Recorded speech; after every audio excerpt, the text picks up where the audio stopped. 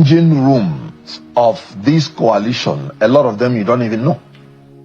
APC will not know what hits them coming 2027. You know, when you are dealing with the ruling party and you're in the opposition party, you have to possess exceptional skills, exceptional attributes.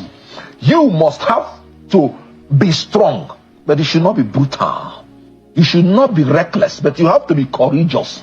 You should not be priggish, but you have to be honest. You should not be proud, but you have to be confident. You should not be a braggart or self-conceited, but you have to be intelligent.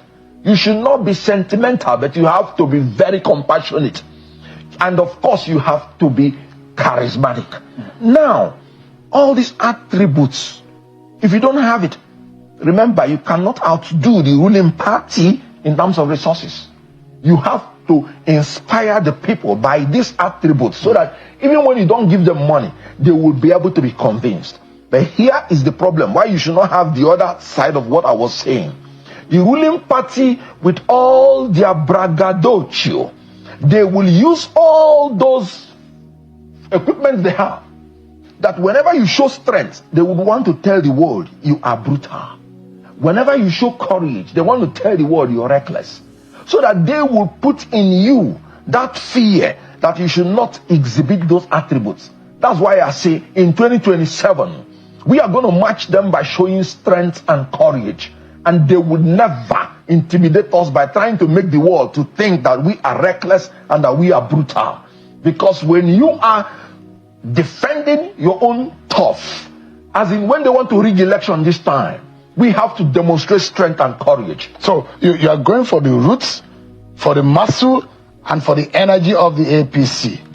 You're not even waiting until after the 2027 election. You want to take them up, because a lot of people say, yes, whatever your coalition is doing is not going to bear any fruit in 2027. It's going to be after the election, because it's now too late for them to play any damage against the APC. Considering all of the defection, everybody seems to be going to the APC now. Yes, that's why I told you we will not succumb to their braggadocio.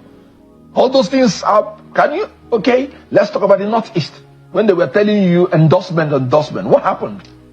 They went to Northeast and made a vote of no confidence on Shetima. And you saw the crisis that erupted. Forget whatever they are telling you. They went to Northwest and people were pulling down the billboards of Tinubu. They went to Benue, the same thing. And a man was on a television station and he told you, any arrangement, I don't care what it is, any arrangement I will take out Tinubu, I will be involved. That is the state that Nigerians have entered into. You're talking about suicide bombing, returning to Nigeria. A team was just cleared up in Borno in something that was anticipated because the governor kept shouting about it. You're talking about people now so jittery about their life that they can kill any foreigner around them. It happened in Plateau. It happened in Edo, just because communities are so tensed that any little thing makes them to start killing. If they do not defend themselves, they will be killed. When you allow them to defend themselves, they will go to the other extreme of killing innocent people. But here's the question. Yeah. So, and I see, I'll mention 5 personalities for you that gave some level of breath and energy to the APC's merger. Right. One of them is the president, Bola Tinubu, of the APC. He was a very strong pillar that came into the merger from the ACN. You talk about Atiku Abubakar, who was emerging from the PDP. You talk about Rotimi Amechi, who was also emerging from the PDP, an aggrieved man in the PDP as a governor of Rivers State at the time. You also will talk about someone like Bukola Saraki, who was also in the PDP, who came into the APC.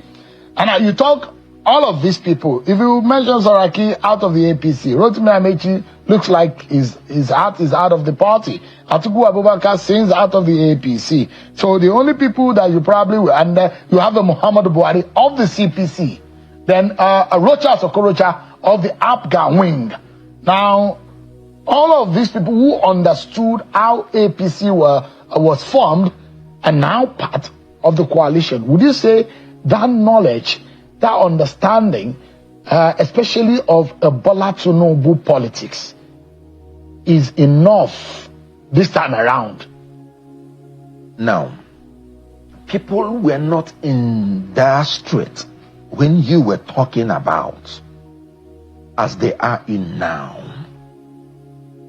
Things have gone so bad that what we have in Nigeria today is the people of Nigeria against APC, the ruling party. It was not that bad during Goodluck Jonathan's time.